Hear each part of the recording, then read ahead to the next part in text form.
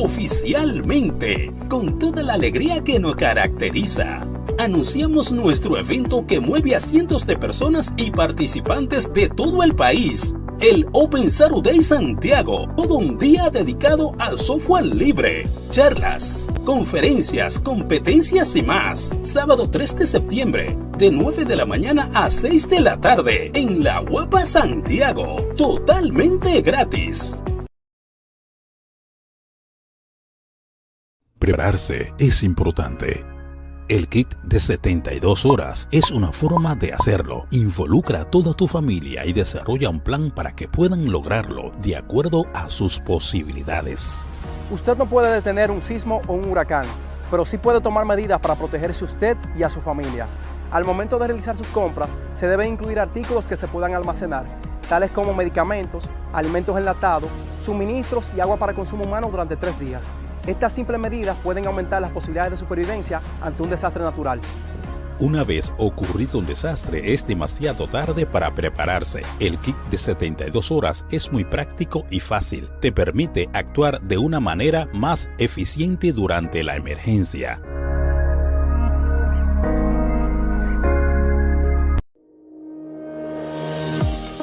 La Universidad Abierta para Adultos, comprometida con la calidad y excelencia docente, promueve entre sus facilitadores la carrera académica. Estimados colegas, mi nombre es Jenny Mago. Soy facilitadora del posgrado en los programas de gestión de la tecnología educativa y de educación, como también soy facilitadora del Departamento de Formación General de nuestra institución. Definitivamente ser parte de la carrera docente es una gran distinción. Y en mi caso particular, que soy miembro desde el año 2012, pertenecer a la carrera realmente coadyuva a mejorar nuestra práctica como docente. Además, también tiene sus beneficios, como es el mantenerte siempre actualizado, incrementar tu salario por hora como docente, como también acceder a otros beneficios que tiene la institución. Definitivamente, te motivo a formar parte de la carrera, a ser un docente de excelencia, porque ser parte de la carrera docente realmente marca la diferencia.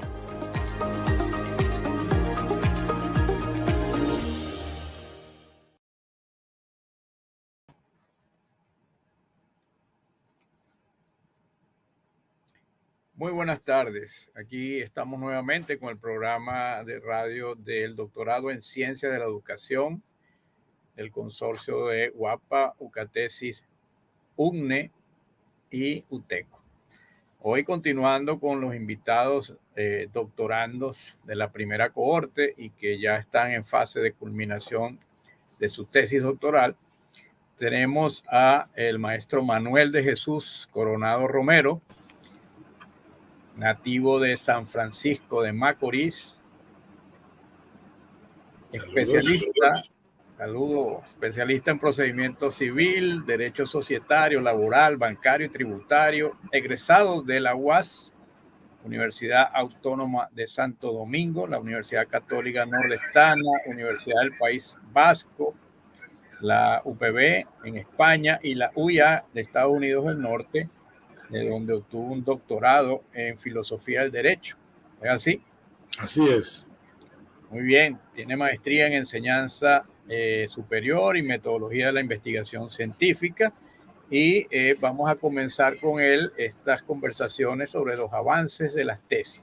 Posteriormente tendremos a el maestro Wilson José Hinoa Gómez, doctorado también del doctorado de consorciado en Ciencia de la Educación, maestro en Psicología Clínica y licenciado en Psicología Industrial, con una gran variedad de formación en cursos de asesores de tesis, metodología de investigación, sistematización de buenas prácticas, redacción científica, entre otras. Así que vamos a escuchar a el maestro Manuel Coronado, también doctor, como dijimos, y posteriormente de unos 10-12 minutos de esas conversaciones con Manuel tendremos a Wilson Hinoa. Saludos, Manuel. Buenas tardes. Buenas tardes, maestro Jesús Candelón. nuestro coordinador impecable de doctorado en ciencias de la educación, así como a nuestro querido compañero Hinoa y a toda la población universal que nos está siguiendo en este interesante programa. A sus órdenes y a su disposición. En principio, lo que podemos decir es que nosotros estamos en la fase final de nuestra producción de tesis de este programa de ciencias de la educación. La investigación nuestra versa sobre lo que es el acoso escolar como un factor vulnerante del derecho a la educación. Y esta investigación la estamos realizando en la escuela primaria de la región nordeste. La escuela primaria, pero en el segundo ciclo, es decir, los cursos que corresponden de cuarto a sexto. Y entonces, en esa investigación, pues, la verdad que hemos aprendido mucho. Hemos aprendido muchísimo y nos hemos encontrado con hallazgos sumamente interesantes. Por ejemplo, a nivel nacional, el Ministerio de Educación, a través de diferentes órganos que tiene, que forman parte de él, ha realizado estudios y precisamente datan del año 2018 y 2019.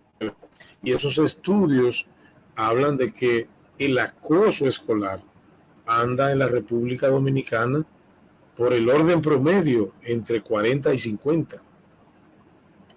Y no solo en la escuela primaria, sino que va desde la primaria hasta la secundaria.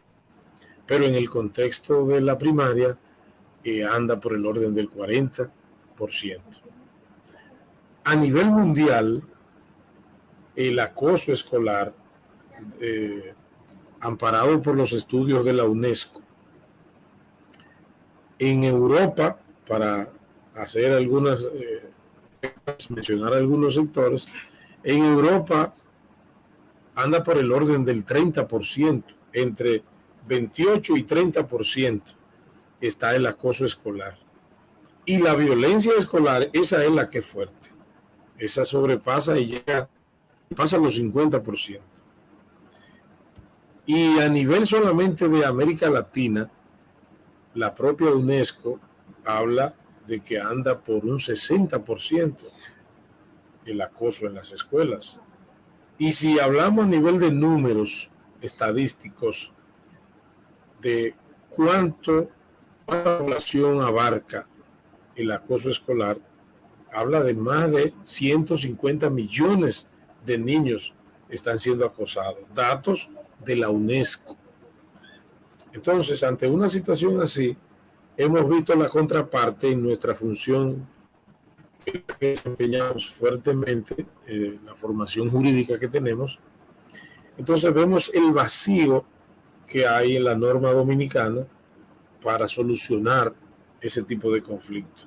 Porque los extremos son ya la violencia. El acoso tiene un componente que se llama violencia, y la violencia escolar entonces trae consigo agresión, trae consigo un maltrato físico, hablando de todo de lo físico, porque el acoso en sí incorpora muchos modos de acoso. Estamos hablando de que hay acoso psicológico, acoso verbal, y modernamente tenemos el acoso o el ciberacoso, entre otros. Entonces quiero decir que si vinculamos la parte principal que data de los años 60 con los grandes teóricos del tema, que tienen precisión y que se ha habido un seguimiento desde los 60, 70 hasta nuestros días, la conclusión del acoso es el daño físico. Y los niños más débiles llegan hasta el suicidio. Entonces, ante esa situación, nosotros nos quedamos precisamente con lo que es la violación del derecho a la educación que ocurre cuando el niño deja de tener deseo de ir a la escuela, cuando el niño no quiere volver a la escuela. Entonces ahí aparece la violación del derecho, porque no es que él deja de ir per se, es que deja de ir por miedo, es que deja de ir porque no quiere que lo avergüencen, es que deja de ir porque lo maltratan. Entonces el acoso tiene unas características, bueno, hoy también, bueno, desde siempre, pero más recientemente, al acoso se le dice bullying, y que nosotros le decimos bullying a cualquier cosa que parezca que está atacando al otro, me está haciendo bullying. No, eso no es bullying. El bullying es exclusivamente el acoso escolar. Lo otro es acoso laboral, acoso del que usted quiera, pero acoso escolar es el que se llama bullying. Y entonces el bullying, el acoso escolar, provoca deserción escolar. Pero esa deserción entonces está concentrada en lo que es la violación de un derecho, porque no es una deserción simple por no querer ir, una deserción por falta de deseo, no, es una deserción provocada en la vulneración del derecho, un derecho fundamental que está protegido universalmente y ratificado por las Naciones Unidas desde el 48 hasta ahora, el 2015 siendo la última vez. Entonces nosotros nos concentramos en eso y hemos avanzado en la investigación fuertemente. A la fecha ya nosotros estamos levantando datos. De hecho, hicimos una prueba piloto en donde interactuamos con cerca de 80 padres, interactuamos en principio como prueba piloto, interactuamos con 81 alumnos e interactuamos con 12 orientadores y psicólogos. Y nosotros hemos conseguido bastante información muy, pero muy pertinente. Esta investigación nosotros la estamos desarrollando con un enfoque cuantitativo, pero con una perspectiva empírica racional. Eso quiere decir que estamos desarrollando, aplicando una metodología científica, matemática. ¿Con qué propósito? Con el propósito de hacer un estudio explicativo de esa vinculación de la violación del derecho a la educación con el escolar. Ahora, Manuel, sí. Discúlpame que te interrumpa, me surgen muchas cosas interesantes. Sí, qué bueno. Fíjate que hace un año estuvimos conversando de este tema y ya tú tienes un año más de trabajo. Entonces, la primera pregunta es cómo ha cambiado no solamente Manuel y tu investigación en el transcurso de este año. ¿Qué cosas has aprendido? ¿Qué cosas harías diferente? No sé. Bueno, muy buena pregunta, maestro. Bueno, increíble realmente, muy, pero muy amplio, porque al socializar con diferentes maestros, colaboradores de nosotros, la maestra Yolaida, el maestro Jesús Manuel, entre otros, hemos ampliado la perspectiva sobre el tema. Y en lo relativo a la metodología, nosotros hemos realmente crecido, porque en principio teníamos una visión, pero con el paso del tiempo y las interacciones y tanto estudio, pues hemos aterrizado fundamentalmente la metodología a aplicar. Si bien es cierto que estamos trabajando dentro del enfoque cuantitativo, pero estamos concentrados en lo que es una perspectiva racional, óigame bien, empírica racional. Entonces quiere decir que hemos aprendido la parte de ejecutar un asunto práctico utilizando un método realmente propicio a este tipo de situación y no hemos tenido la necesidad de ir solamente a un enfoque cualitativo, aunque estamos trabajando con el enfoque cuantitativo, pero también estamos aplicando lo que es el estudio para la parte de los psicólogos fundamentalmente. Nosotros aplicamos el grupo focal y entonces ahí esta parte de la empezamos a utilizar la combinación del el enfoque cuantitativo con los trabajos del grupo focal. Ya. Saludamos a 3 de nuestras directoras de tesis, la doctora Aide Sánchez, las doctoras Altagracia López e Hilda López de George. Bueno, continuamos. Fíjate, ¿hay algunas alternativas que tú hayas conocido, experiencias que hayan mejorado el acoso escolar? ¿En dónde, qué cosas has escuchado, has leído? ¿Quiénes te han servido de soporte teórico y de soporte práctico también? Porque eso hay que llevar a la práctica algunas alternativas que nos ayuden a entender eso. Sí, precisamente en nuestra investigación nosotros tenemos una de los objetivos que estamos persiguiendo es de alguna manera poder aportar algo para darle solución a este mal, no solamente describirlo, plantearlo, caracterizarlo, sino buscar la forma para que baje, amaine, reduzca o de alguna manera se salga de él. Y como componente principal están los trabajos de prevención que tienen que hacer los psicólogos y los orientadores en la escuela. Porque es una característica del acosador.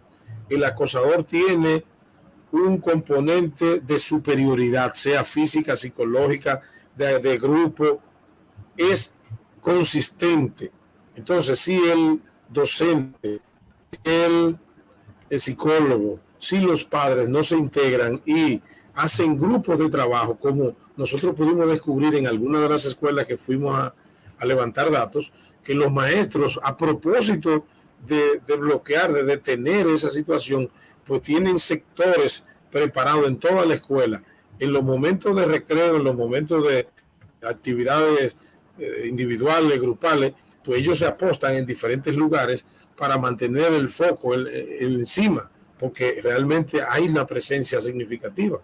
Entonces ahí, como alternativa para resolver esa situación, ha estado como fundamento el trabajo combinado de los directores, psicólogos, pero fíjense que ha sido en las menos de las escuelas en donde hemos ido a levantar datos, apenas en una tienen ese criterio de aplicar los controles debidos para que esa energía no pueda actuar de la manera que quiera.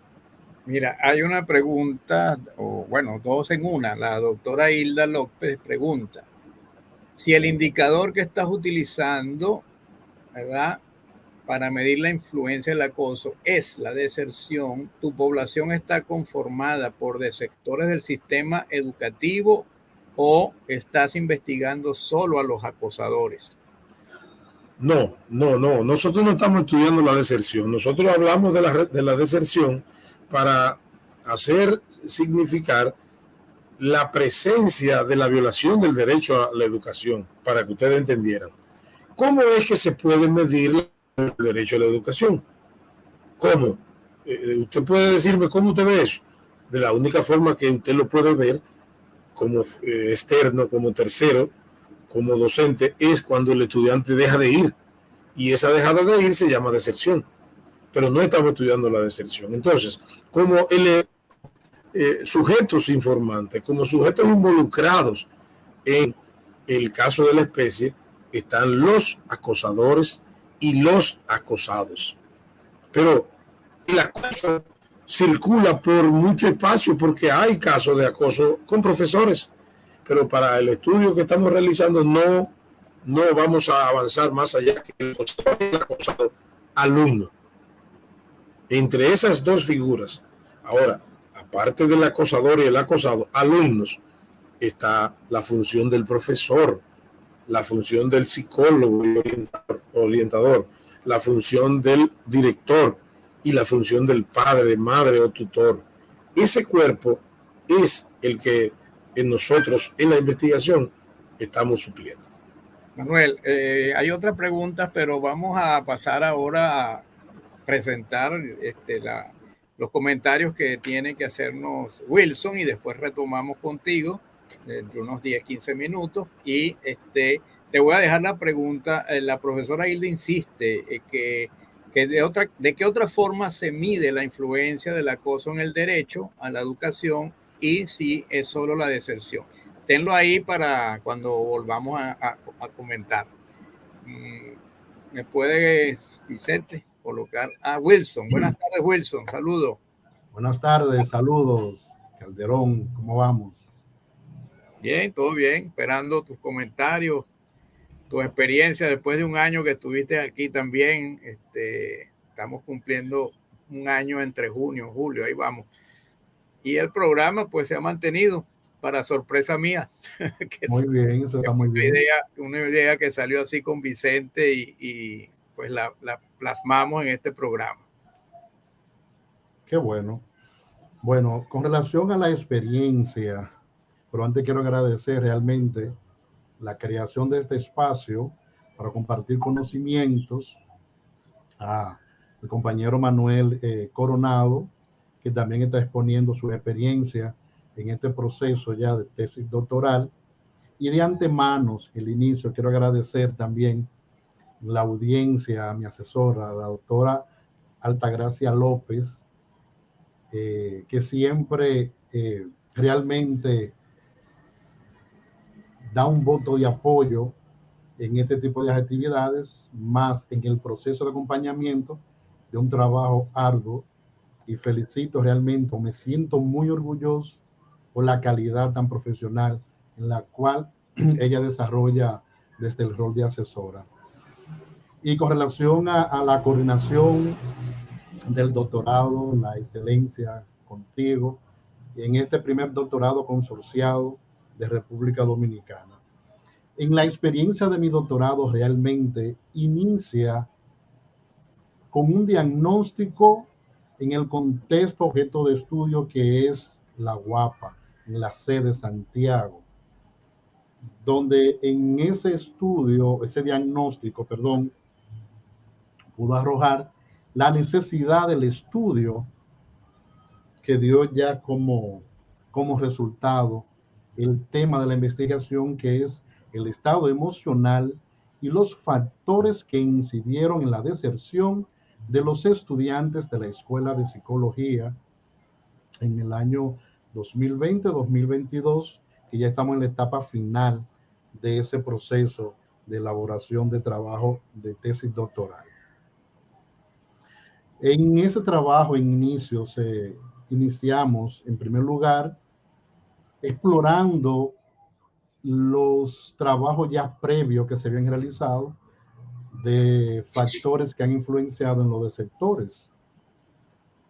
Pero sucede que la vinculación con el estado emocional, aún en República Dominicana, no pude encontrar documento alguno de tesis y cosas así que estuviera vinculado con esos factores. En el proceso de indagar informaciones en los repositorios, tanto nacionales como internacionales, de Colombia, México, Argentina, Chile, en fin, se ha investigado muy poco del estado emocional. Eso sería la relevancia de estos factores que incidieron en los desertores en esta investigación. Ahora bien, luego de ese proceso de recopilar datos, se comenzó a trabajar el estado del arte, con los hallazgos y los resultados que tuvieron esos autores, tanto de relevancia nacional como internacional. Luego del estado del arte, se procedió a trabajar con el marco teórico, pero dando respuesta a la problemática que es una problemática no tanto institucional, podría considerarse una problemática nacional, la deserción en el contexto universitario, en la virtualidad. Surgen las interrogantes y es cuando ya delimitamos el tema para dar respuesta a esos objetivos que fueron creados basados en esa problemática. Y como estaba mencionando anterior, en el marco teórico, que está sustentado este trabajo de investigación basado en las teorías económica, sociológica, organizacional, psicológica, ambientales e interaccionales. El autor de mayor relevancia por sus aportes, Tinto, en la cual se ha valorado también, entre otros, hay otros que también han hecho sus aportes y que han sido soporte para trabajar el marco teórico. Luego del marco teórico, trabajamos la metodología, de qué forma se pretendía trabajar. Es una metodología cualitativa con enfoque fenomenológico, basado en las experiencias y vivencias de los desertores objeto de estudio de la sede de Santiago de la UAPA, estudiantes de la Escuela de Psicología. En la elaboración del instrumento para tener contacto con esos desertores, trabajamos un instrumento, un cuestionario de elaboración abierta, y donde estaba enfocado a una metodología multimodal, un enfoque por ese norte, por los diferentes canales que utilizamos para contactar esos desertores, vía WhatsApp, correo electrónico, el mismo drive del mismo correo que pude compartir con ellos, compartir el link para obtener las informaciones de ellos. Luego de todas esas informaciones, se comenzó a analizar toda esa data que pudimos recolectar y se comenzó a trabajar de una vez el análisis con el capítulo 4. Esas informaciones, organizando y buscando, tomando en cuenta las variables, la cual esta investigación ha sido enfocada, entre ellas el estado emocional, los factores que han incidido de manera intrapersonal e interpersonal. De esa forma, ellos fueron arrojando informaciones donde los factores de mayor incidencia ha sido el factor económico, y también las variables en el apoyo emocional de la familia, en algunos casos apoyo económico. Wilson, dígame. Bueno, aprovecho a saludar a tu compañera, a Angeli Liriano, Vilma Díaz, a Vianela Núñez, que está aquí con nosotros también. Muy bien, saludos de mi parte también. A Slini Brito y Carol Ramírez de la Segunda Corte. Fíjate, entiendo que es un trabajo retrospectivo, o sea que tú estás trabajando con ya desertores y además que escogiste un año donde ya teníamos pandemia, ¿verdad? Entonces el efecto económico, claro, es muy importante, pero ¿y la pandemia o qué otras cosas afectaron a esas personas según tu investigación para abandonar, no sé si momentáneamente o definitivamente a la universidad? Definitivamente, realmente eso fue una limitante, pero gracias a la tecnología pudimos contactar y realizar las entrevistas.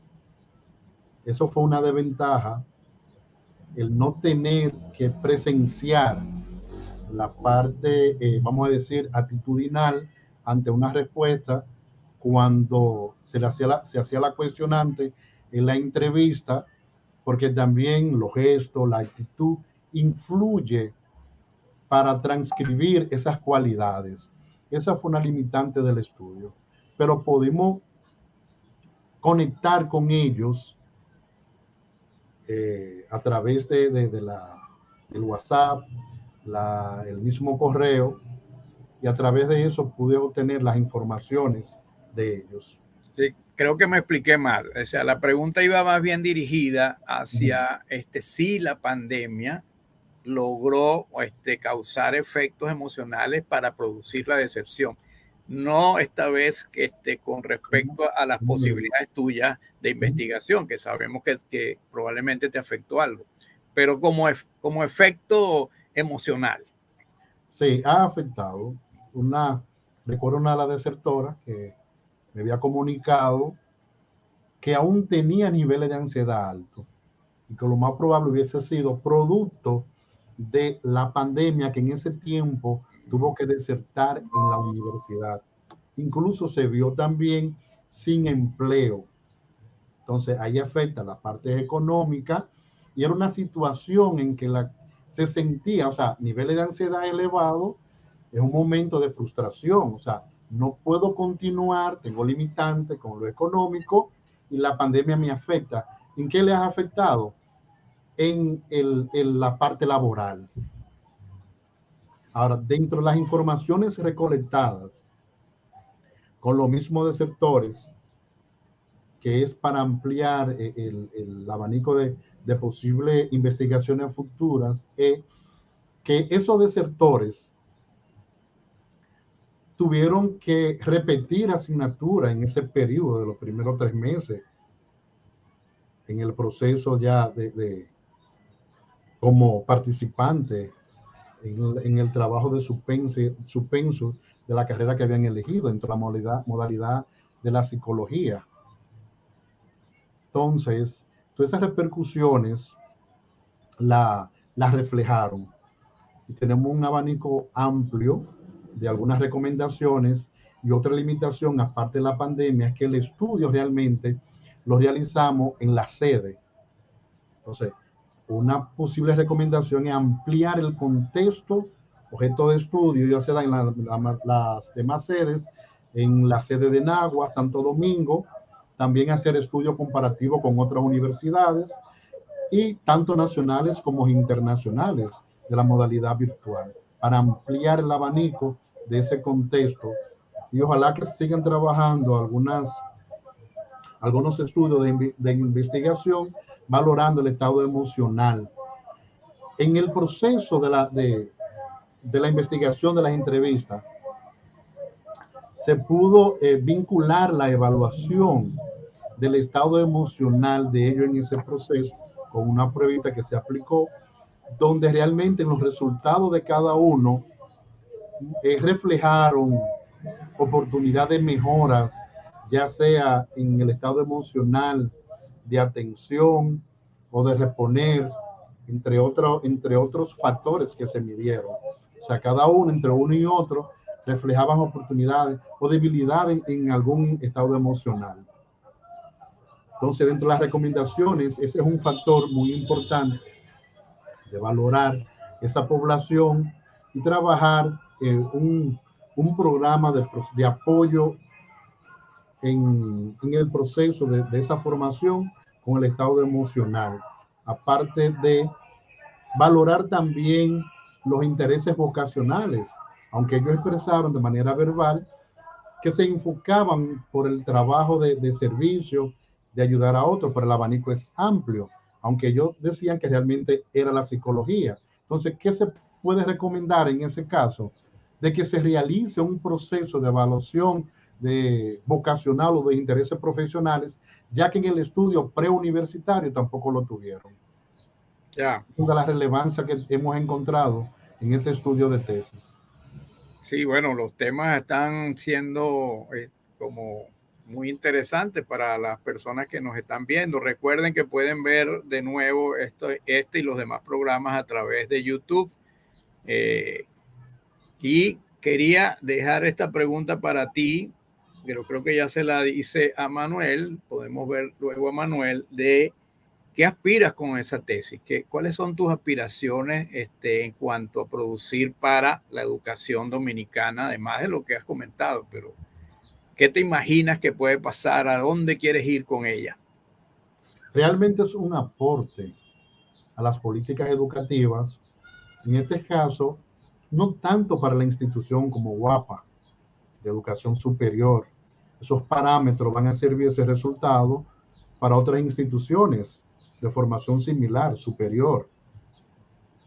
También realmente es de validez a nivel nacional. O sea, se pretende aportar con los resultados de que se busque la forma de minimizar el que tengan que desertar, porque realmente afecta a la institución de manera económica, porque también ese espacio pudo haber sido ocupado por un participante que hubiese sido más persistente para lograr su meta, pero también afecta de manera económica a nivel nacional y a nivel empresarial. Y esa es la relevancia que tiene el estudio. Fíjate, vamos a colocar a Manuel también aquí para que entonces conversemos con ambos. Una de las cosas que me llama la atención es que yo no planifiqué que ustedes estuvieran juntos. Teníamos a otra persona y resulta que Manuel está trabajando un tema de deserción también, ¿verdad? Aunque no es su foco, porque el foco ya lo ha dicho, tiene que ver con el derecho a la educación que tienen esos muchachos. Sin embargo, la deserción está como una parte interesante porque es lo que produce la falta de ese derecho. Porque si yo no protejo la escuela, si yo no o me organizo para que no haya ese tipo de acoso que él plantea, pues la deserción continúa. Ahora, ustedes pudieran conversar entre ustedes sobre ese punto de la deserción. ¿Verdad? ¿Qué diferencias hay entre una deserción y la otra? Quizás en la universidad no hay el acoso, aparentemente, para desertar, pero me gustaría escucharlo. Manuel, Vicente, tú puedes colocar a Manuel. Gracias. Sí, muchas gracias, señor Vicente. Gracias, maestro, y gracias a Wilson. Bueno, la decisión, como nosotros entre maestros sabemos, que es la ausencia de participación en la escuela, es abandonar la escuela, es irse. El enfoque que nosotros estamos trabajando como juristas que somos es, ustedes saben que los derechos, como que identificar cuando se está violando un derecho es algo como muy sensible. Entonces, en el caso de la violación del derecho a la educación, hay 4 grandes pilares que desde hace casi 20 años ya están identificados por la UNESCO. Pero esos pilares fundamentalmente están en acceso, en facilidad, en oportunidad, en servicio. Y en que si hay la escuela, si está el centro, si está el profesor, hay derecho asegurado. Sin embargo, no es así.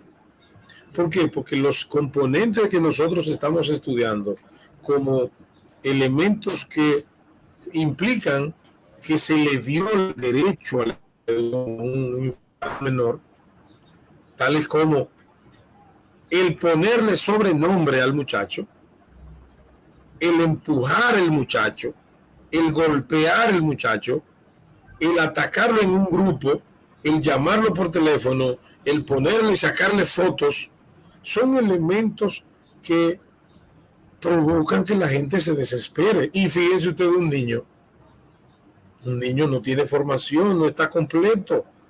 Entonces, al estar en ciernes, en su formación, y encontrarse con este ataque de frente, lo que quiere decir la negación, yo no voy para allá, no voy para allá. Y ahí es que aparece la deserción. Pero nosotros no estamos estudiando deserción, sino que la deserción nos permite a nosotros demostrar la violación del derecho a la educación. Porque el niño no quiere ir, pero no es porque sea apático a la escuela. No es porque no quiere ir porque sus papás son pobres. No es porque la escuela queda lejos. No, eso nosotros lo sabemos. Hay gente que la escuela le queda a horas y van, no desertan. Pero en este caso la deserción que provoca la violación del derecho a la educación se trata de lo que hemos dicho. Entonces, La deserción que habla Wilson, nuestro compañero, es una deserción de conciencia, una deserción diferente, y máximo que es entre adultos. Pienso que por ahí empieza a diferenciarse. Sí, no, y que tenemos un abogado de un lado y un psicólogo del otro. Sí. La deserción planteada por Coronado sería un factor institucional interno por el acoso. Ahora, ¿cuál sería el rol del centro educativo, el de los maestros? Y hay que ver cómo manifiestan esos estudiantes esa experiencia vivida, prácticamente por maltrato o el acoso, sí, que tienden a abandonar los estudios, y si no lo hacen, entonces tienden a ser un poco negligentes en cuanto a la responsabilidad para su aprendizaje, que hay que explorar qué sucede, qué ha pasado. Entonces para eso hay que hacer un estudio realmente para determinar esas causas que son internas de la institución. Y pareciera que las instituciones tienen muchísima responsabilidad en detener esto o aminorarlo en ambos casos. Porque si yo estoy viendo que en mi universidad se está yendo gente por causas que sea, yo tengo que tratar de impedir. Así que no escapa de la responsabilidad de las instituciones. Claro que en el caso de la educación, en este caso primaria, el segundo ciclo, es mucho más grave, ¿verdad? Claro. Porque parece que no hay una alternativa de que el muchacho pueda sustituir la universidad, el colegio, irse para otro tipo de mudarse. En cambio, el adulto tiene otras posibles estrategias, aunque hay que atenderlas por igual. Manuel. Sí, es diferente por la población en cuanto a las edades. Exacto. Sí, yo le llamé ahorita una deserción consciente cuando pasa entre adultos, porque es que yo tomo la decisión, yo puedo hacer muchas cosas, pero el menor no tiene juicio, no tiene madurez. Ahora bien, ¿qué pasa con lo que planteó ahorita la maestra? El acoso históricamente escolar lo hemos estudiado, lo han estudiado los psicólogos, y nosotros no estamos haciendo un estudio a nivel de psicología, nosotros estamos haciendo un enfoque de derecho, y por eso hablamos de violación al derecho a la educación, porque hay un derecho universal contenido en el artículo 26 de la Declaración Universal de los Derechos Humanos y garantizado por la Constitución de todos los países. Hay un servicio de internet. Entonces quiere decir que nosotros estamos enfrente de una situación que como aporte nosotros podemos decir que hay que modificar, que hay que cambiar o incluir en el Código del Menor algún freno, algún tope para que nuestro país cambie en ese sentido. Al respecto, en Brasil existe, en Estados Unidos existe, en Chile existe, en República Dominicana, bien, gracias. Entonces, simplemente la mayor medida que se está aplicando aquí es suspensión de clase. A lo último, lo sacan de la escuela, pero al sacarlo se le está violando el derecho de educación a él. Entonces, ¿qué es lo que está pasando? Que hace falta intervención clínica. Y ahí la parte psicológica es vital. Entonces, Wilson, ¿y te has encontrado algún tipo de alternativa de parte de la universidad para detener a esas personas a que no se vayan? Yo tengo entendido que a veces hay planificaciones, sobre todo en la parte económica, para que la persona pueda seguir estudiando. ¿Qué has encontrado con esa investigación? Sí, la universidad tiene un programa para esos fines, pero lo que se ha encontrado con la realidad de los desertores, desconocen esos programas, por lo que se sugiere que la universidad pueda hacer mayor énfasis en esa problemática, que ellos conozcan el programa de becas y de otros servicios académicos de sustento económico. Entonces, pero hay otros indicadores más allá, que al inicio de cuando son ya que inician el proceso de formación en la universidad, hubo un ítem dentro de la entrevista de cómo ellos valoraban el curso para ver si realmente estabas enfocado por la parte académica, la parte actitudinal del personal o los facilitadores, el personal administrativo. Y algunos expresaron que desconocían. Entonces hay que hacer énfasis de la modalidad. En esta modalidad virtual, los cursos están elaborados de tal forma. Tienen los recursos, tienen esto, donde van a enviar las tareas. Este es el aula. A diferencia de la modalidad tradicional, que tienen el profesor presencial y la tradición del manejo de la docencia, aunque ya también está evolucionando. Entonces, hay que hacer mayor énfasis en esos recursos que la universidad tiene. Hay un plan de atención temprana, donde también el facilitador puede llenar una ficha para que se le dé seguimiento al participante. Pero antes en informaciones generales, a esos estudiantes, cuando están dando orientación universitaria, se les debe facilitar todas esas informaciones, que ellos la conozcan al dedillo, para cuando estén en el proceso, tengan alguna dificultad, sepan dónde van a acudir, a qué departamento se van para buscar información, recibir apoyo. Y también, dentro de las necesidades encontradas de ellos, la interacción entre los pares, la interacción con los facilitadores y el mismo personal. Hay uno de los autores que sustenta para que los estudios puedan darse tener éxito de manera adecuada en ese proceso de formación. La parte social, la interacción, debe ser fundamental. Entonces, ellos se plantean que no están, yo me comuniqué, no me atendieron o algo así. Wilson, se te está yendo la señal. Manuel, hay una pregunta mientras reaparece Wilson de Aslini, que plantea cómo incide la integración de la tecnología en estos tipos de deserción escolar en República Dominicana. Bueno, muchas gracias, hermano Aslini. Bueno, yo no puedo hablar ahora mismo de la deserción en ese sentido, pero sí del acoso.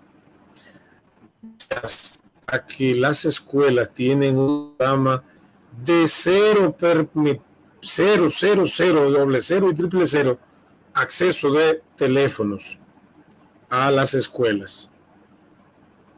El acoso o el ciberacoso no se manifiesta seriamente como los demás tipos de acoso en la escuela. Este ciberacoso se presenta fundamentalmente en las escuelas, alumnos en el entorno guarden el teléfono. Es decir, ustedes saben que los padres tienen que comunicarse con los hijos. Entonces algunos le tienen el teléfono y está prohibido entrar con el teléfono a la escuela. Pues hay colmados en el entorno que le guardan el teléfono a cambio de 20 pesos, de 50 pesos, etcétera. Y cuando salen de la escuela, entonces los muchachos cogen el teléfono y le hacen fotos y empiezan a compartirla. Y ahí viene el acoso, el ciberacoso. Pero después, en el entorno propio, dentro de la escuela, no se da hasta donde nosotros estamos estudiando. Quiere decir que los datos levantados hasta este momento nos dan esa buena noticia de que lo que hay es que desarrollar la protección en el entorno y que la escuela salga de ella y vaya al entorno, y a nivel de una política para bienestar de la utilidad mercantil que están ofreciendo, de guardarle el celular, y entonces ahí se presentan conflictos al salir los muchachos de la escuela. La doctora Altagracia te tiene una pregunta, Manuel, que si pudieras comentar la edad de los estudiantes y que participaron y qué técnicas de recolección de información utilizaste. Muy bien, muy buena. Muchas gracias, maestra.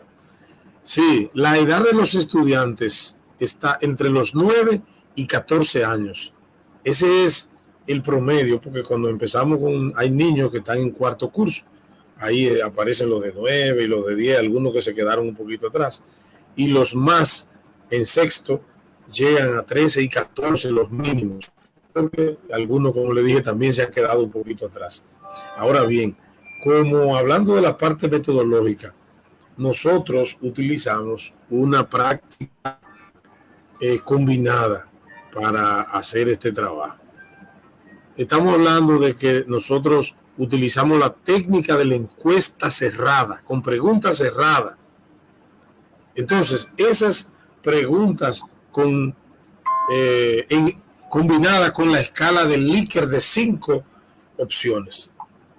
Un instrumento amplísimo donde tiene 35 preguntas que la mitad son del derecho a la educación y la otra mitad es del acoso. A nivel de trabajo de escala del Likert, pues todos los sujetos informantes, pues ahí pueden opinar en esas 5 escalas.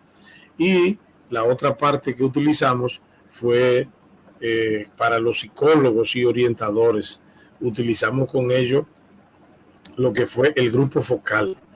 Y ahí nosotros pudimos hacer esa lluvia de ideas, hacer todo ese trabajo, motivarlos para que respondan, ¿verdad?, lo que nosotros andamos buscando. Ustedes saben que el grupo focal, la clave es motivar, inspirar la respuesta libre, sin ningún tipo de incidencia del encuestador.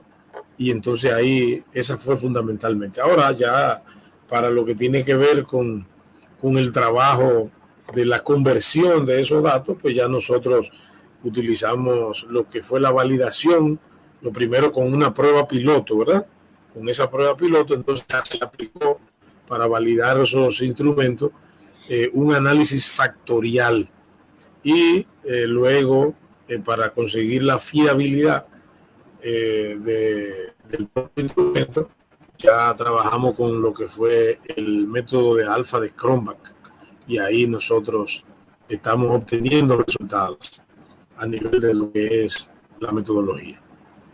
Fíjate que me está llamando la atención desde hace un rato que esto pertenece al problema a las instituciones públicas, que aunque no lo has dicho, pues es obvio, porque el Estado tiene que garantizar la educación pública, pero ¿qué pasa con el acoso en las privadas? ¿Verdad? Que bueno, si a mi hijo lo molestan, a lo mejor yo me lo puedo llevar a otro colegio, qué sé yo, tengo como más recursos, pero sigue habiendo un problema quizás de acoso también ahí y de posibilidad de que se abandone la escuela, aunque sea privada. Desde luego que eso no es faltar al derecho a la educación, porque es el Estado el que viola el derecho, en este caso en la educación pública. Pero bueno, se me ocurrió eso por ahí, lo dejo. Pero es interesantísimo, maestro. Nosotros tuvimos que hacer muchísimas auscultaciones para delimitar y dejar las escuelas privadas, los colegios, como se llama en nuestro país,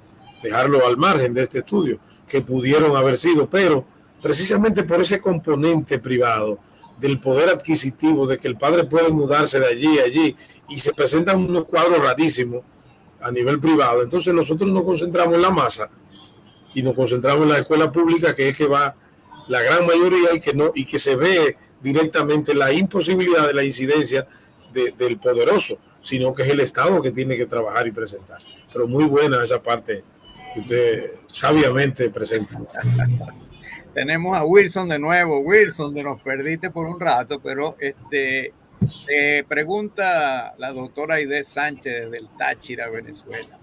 ¿Encontraste en las instituciones un sistema de alerta temprana para identificar a estudiantes que están en riesgo de abandonar el estudio o es un elemento ausente? Bueno, recuérdale a Aide que tu trabajo es básicamente en la Escuela de Psicología de la UAPA, de la sede. UAPA. Sí, pero la UAPA tiene un programa implementado de atención a esos participantes, donde se pueden referir y darle seguimiento. Ahora bien, el caso está en que no todos los participantes tienen conocimiento de eso. Tienen conocimiento los facilitadores, el personal administrativo, pero los participantes en sí no tienen conocimiento de ese programa que funciona en la UAPA. Y aparte de ese programa, no tenemos más previo algunas recomendaciones de acuerdo a todo ese resultado por las informaciones que ellos nos han facilitado. Sí, el doctor Néstor Rojas dirige servicio a los parte participantes. que tiene que ver con la atención a los participantes. Él está muy atento siempre, pero yo creo que hay poca información y referencia de maestros a el organismo que él dirige, y por eso entonces quizás no está lo efectivamente que pudiera ser, porque él cuenta con psicólogas ahí y pudieran dar atención temprana y tener alarmas para eso. Bueno, nos quedan unos minutos. Manuel, te puedes despedir, y Wilson, nos despedimos. Fue un grato placer tenerlos aquí. Ya saben que seguiremos. El próximo viernes no habrá programa porque tenemos las jornadas científicas de la UAPA, que son miércoles, jueves, viernes, inclusive sábado. Así que están invitados. Manuel. No se te oye, Manuel. No se te oye. Tienes el micrófono en mute. Ya, listo. Muchas gracias, maestro Jesús Canelón. Usted es una persona en primera. Yo lo felicito de corazón, de palabra y pensamiento, porque usted nos ha dado una oportunidad de crecer, de seguir creciendo. Y lo mismo que a los compañeros que hemos crecido todos. Y naturalmente nuestros asesores, la maestra Yolaida, el maestro Jesús y todos los demás que nos han estado ayudándonos para nosotros ayudar a nuestra nación, porque nosotros lo que queremos es mejorar esos números que aparecen en la República Dominicana. Como sabemos, para cambiar en la vida, un camino grande, un camino seguro, un camino preciso se llama la educación. Y si no la aseguramos nosotros desde nuestros estadios, bueno, las cosas se ponen feas. Así que muchas gracias, maestro, y gracias a todos. Gracias a ti, Wilson. Bueno, de hecho, agradecer la audiencia, a mi asesora, la doctora Altagracia López, el espacio de este programa, en la coordinación de Jesús. También quiero agradecer de manera general el apoyo en la UAPA, los cursos, la facilidad de capacitación de profundo que me han servido.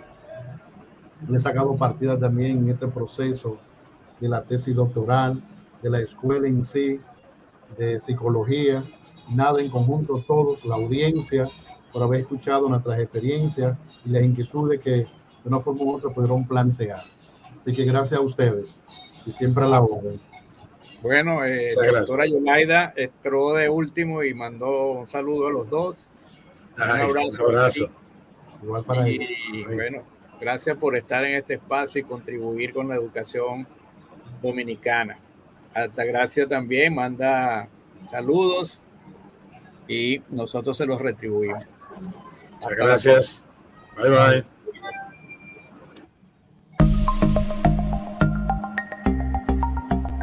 Soy Marta Isabel Mercado, egresada de la carrera de Administración de Empresas. Hace 3 años tomé la firme decisión de cambiar de universidad, motivada por mi esposo y ante todo por el gran deseo de superación que llevo conmigo.